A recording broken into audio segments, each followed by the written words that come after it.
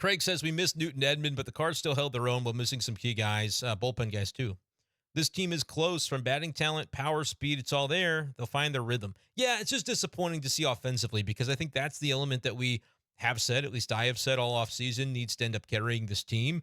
And so if it doesn't, which it isn't right now, what's the concern level there? I think that would be the only thing from this one, Craig. But you're right. Like the names on the lineup card, you go, yeah, these are guys you trust. These are guys you like. You shouldn't be too worried about what the offense would look like. But you've seen 4 games, and there are some troubling things on the plate discipline that they're hopefully going to be able to work through in short order. Brian, every year is all about pitching.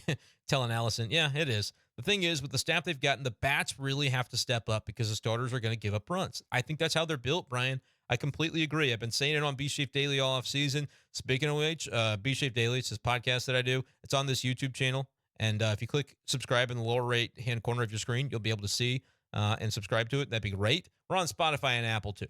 Just throwing a quick plug in there. Victor Scott played well. Gorman and Nolan are stealing money, according to Two Stop. Well, Gorman's not getting paid all that much, but Nolan, he's getting a handsome salary. I think he'll turn out to be okay. It wasn't a great series for Arenado, though. I think he's pressing a little bit.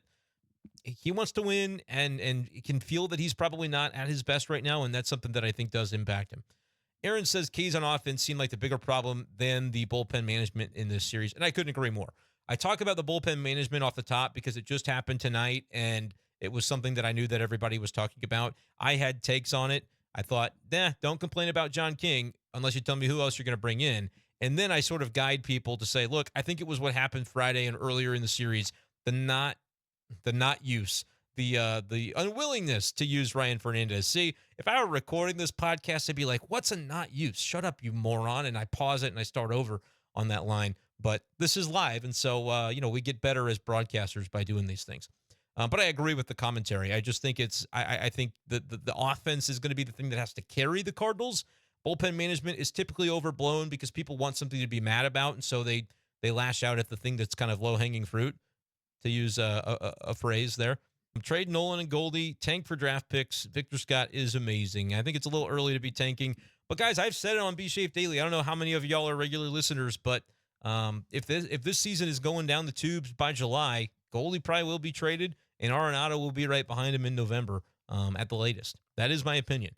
And I think there will be changes in the front office.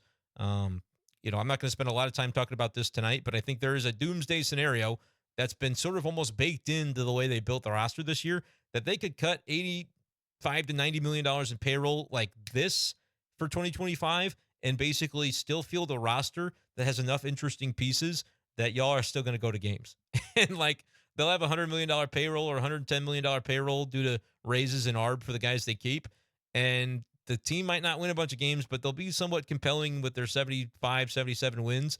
And anything they get above that's going to be considered a bonus. And that'll be kind of like the reset that also happens when the Bally's money is sort of in flux. They're getting paid on the Bally's front. Like, nothing stopped there, but with just the uncertainty, I think there's a parachute pull that could happen if this season goes bad, that the front office and the ownership group has sort of kind of kept in there as a skeleton key of if this thing goes off the rails, here's what we do. And Cardinals fans will hate it, but I'm telling you, there will still be a bunch of young players that you go, I love Victor Scott. I love Nolan Gorman. I love Jordan Walker. I love Mason Wynn. I love Ivan Herrera. And Herrera looked good yesterday too. Pitching would be a question if that happened, but it's a question now. So